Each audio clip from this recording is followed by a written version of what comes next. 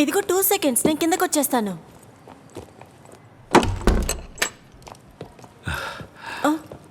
ఏమైంది? మెట్లెక్కి వస్తున్నారు, లిఫ్ట్ లేదు, మెయింటెనెన్స్ వర్క్.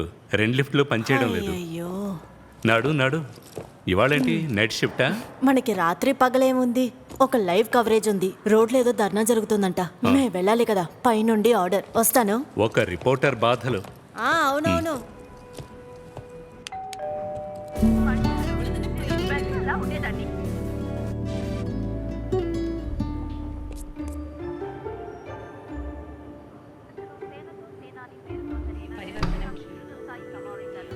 ఏంటిది? మన గోడల నిండా ఎవరు గీతలు గీశారు? ఎక్కడా? నేనైతే కాదండి.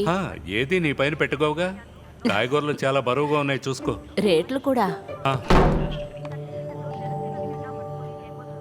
కాలింగ్ బెల్ సౌండ్ వినగానే బుక్స్ తీసావు కదూ? No comments. ఇక టీవీ చూస్తున్న నువ్వు కాలింగ్ బెల్ సౌండ్ విన్న వెంటనే బుక్స్ తీసావంటే ఆ ఎప్పటికి నీకు థ్యాంక్ యూ నాన్నా.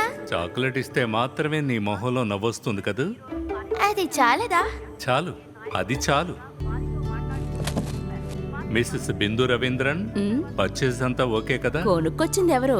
ఓకే కాకుండా ఉంటాయా? అయ్యయ్యో, బిందు బిందు నా బంగారు బిందు, నా ముద్దుల బిందు. ఏమండి, ఈ రోజు అమ్మ కాల్ చేసింది, నన్ను చూడాలంటోంది. నాన్నకి ఆరోగ్యం బాగోలేదు కదా. వెళ్ళి చూడు.